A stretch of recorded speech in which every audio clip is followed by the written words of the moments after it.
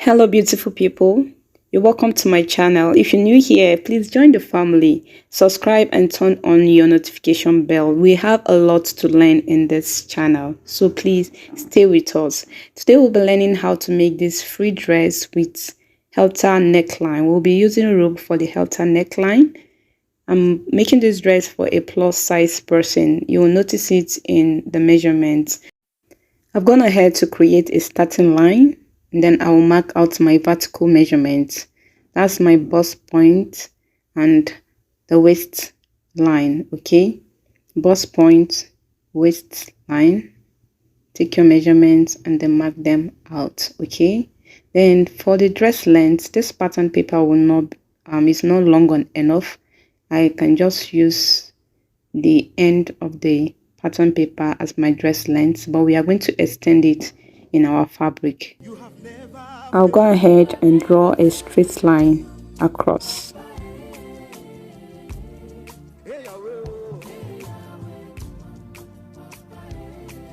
So the next thing I'll be doing is from my bust line, I will go up by 2 inches, and that will be my chest line.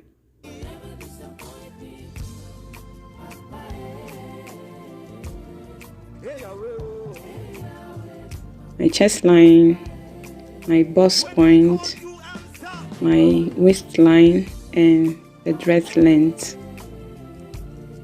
I'll go ahead and take my shoulder measurement, divide by 2 on my starting line and my chest line, and I'll connect them together. I'll measure what I have there, divide it by 2, and then mark it out. Then from that point, I'll go in by ½ inch, and then I'll connect it. I'll give it a curve from there, and then straight down to my chest line. This is our armhole. I'll go ahead and take my round bust, divide by 4, and round bust divide by 4. This pattern is on fold, and this is the front side. We are still going to cut out the back side, so you are going to divide your measurement by 4. Okay, so I marked out my round bust, divide by 4 at my chest line and my bust line. You can just mark it out at your chest line. We don't even need that bust line. Okay, then I added 2 inches for my sewing allowance. I ended up using 1 inch. I realized I don't have enough fabric for that much allowance. Then I'm going to connect it to my dress length with a slant. Okay, at this point, there's no specific measurement. You connect it based on how you want your dress to be. If you want it straight, connect it straight. If you want it wide, you connect it, you slant it wide. Okay, and for my neck depth, I'm coming down by 1 inch, 1 inch by 3 inch. Okay, 1 inch. Sorry, I mistakenly marked 2 inch. I need just 1 inch, and then I'm going to connect it, as you can see. Then for my shoulder slope, I'm going to come down by 1 inch at my armhole line, and then I'll connect it. This is my shoulder slope. Then I'll go ahead and connect that 1 inch of shoulder slope to 1 inch of my neck depth, and I'll go ahead and mark out 5.5. This measurement depends on how gathered you want your neck to be. You can reduce it, you can increase it, it's fine. And then I'll go ahead to connect it to my armhole curve, and this will be our new armhole. This serves as our new armhole. Okay, based on the style we are doing, we no longer use the former armhole. We just need it for guide, and even the neckline, it was just to guide us. Okay, we don't need them. So I'll go ahead and cut out my pattern.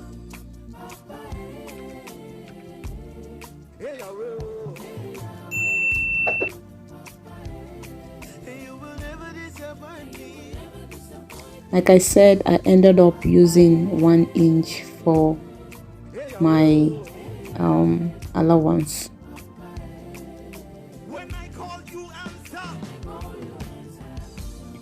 So as you can see, I'm cutting through the new neckline and the new armhole.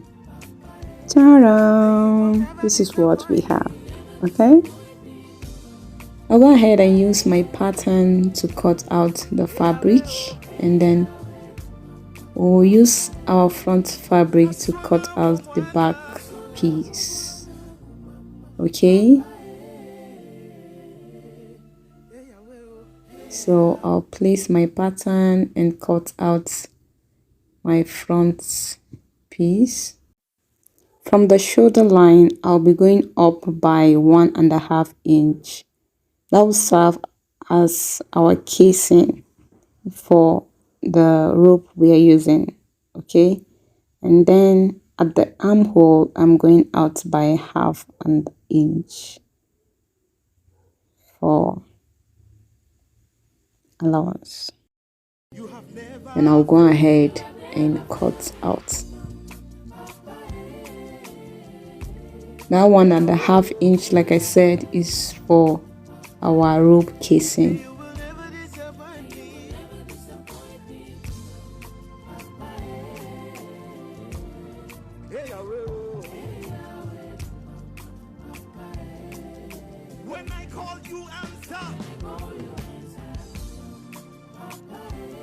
So I've extended it to my dress length.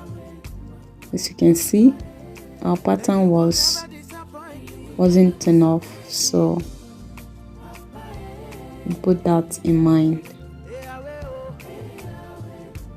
So this is our front piece. We are going to use this to cut out our back piece.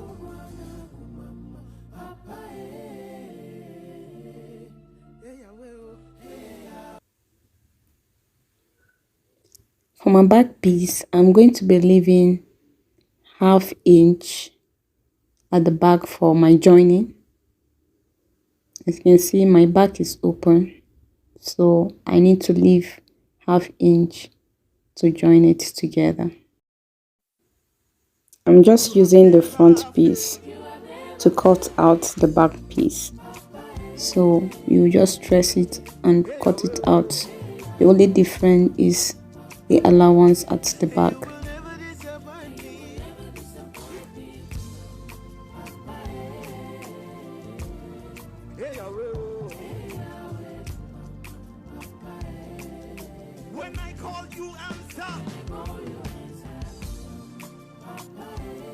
This is our back piece and this is our front piece. For the back piece, I place it right side facing right side.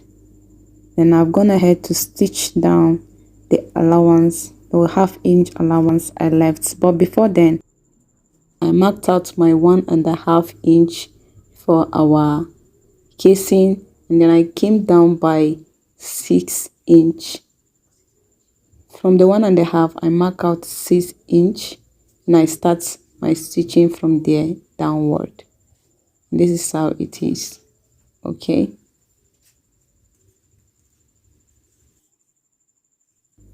go ahead and weave the allowance. Weave the allowance before you fold and create your casing. Okay, you can stitch it down and you can use your hemming gum.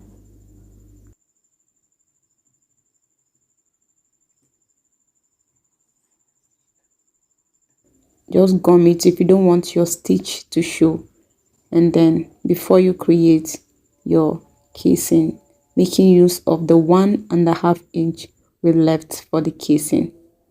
Okay,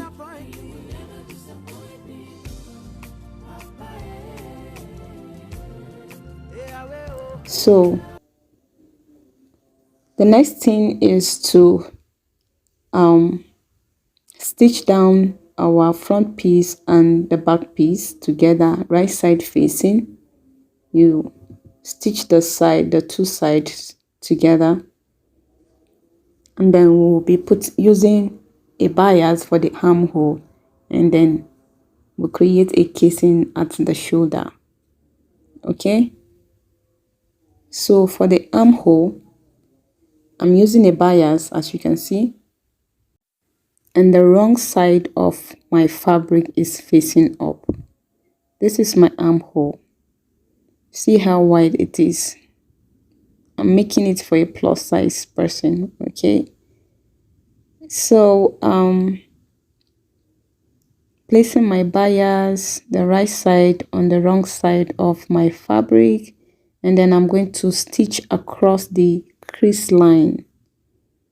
The bias come with two crease line, so I'm going to stitch at the first crease line, as you can see.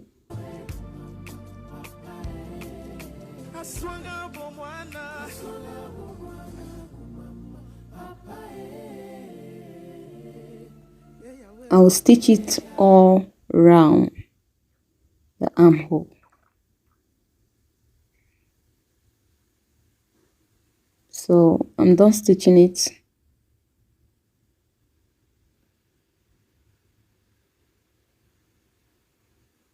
The next thing I'm going to do now is to flip my fabric. Flip it to the right side. So this is the right side of my fabric. Okay, I'll go ahead and fold the bias inward. Fold it in. If you don't want your bias to show outside, you will just do the opposite of what we did. So you're going to first stitch it from the right side, and you fold it to the wrong side. But we want it to show outside. Okay, it will give it another design. So we are going to stitched it from the wrong side, and then we are folding it to the right side. Okay, you have never failed. You have never failed. Hey, you will never disappoint me. Hope you see what I'm doing very well. You fold it and then you stitch it down.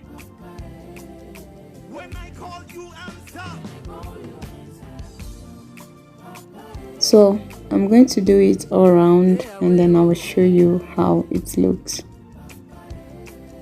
You have never failed. You have never failed.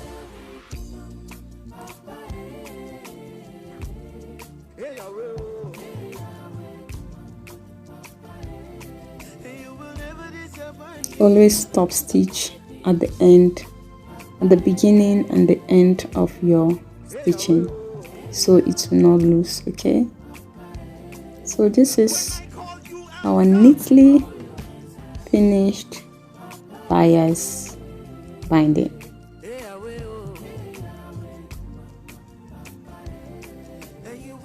The next thing we'll be doing now is to create our casing. Remember, we left 1.5 inch. Then you fold it to create your casing. Fold it once, and the second folding, make sure you fold it from the marked 1.5 inch. Okay, that way you will maintain your measurements. Make sure the second folding, you're folding it on the marked 1.5 inch.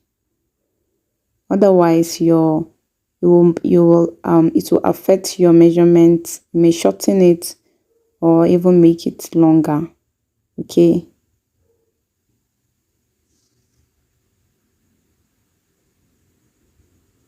I'll go ahead and stitch it down.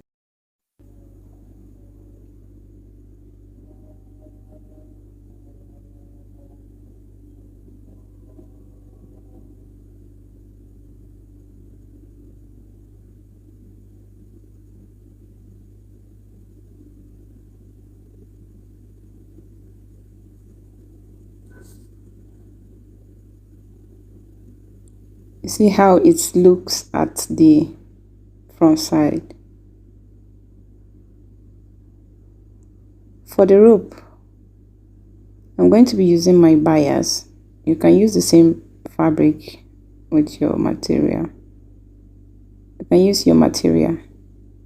Okay, I'm using my bias. I'll just fold it into two and then stitch it down.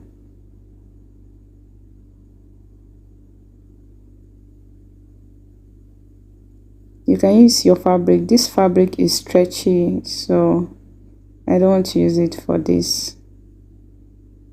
That's all. You then use your safety pin to pass your rope through the casing you create for it. Okay, so this is what we have at the end of the day. Thank you guys for watching. Please don't forget to like and subscribe to the channel. Okay, thank you so much and God bless you.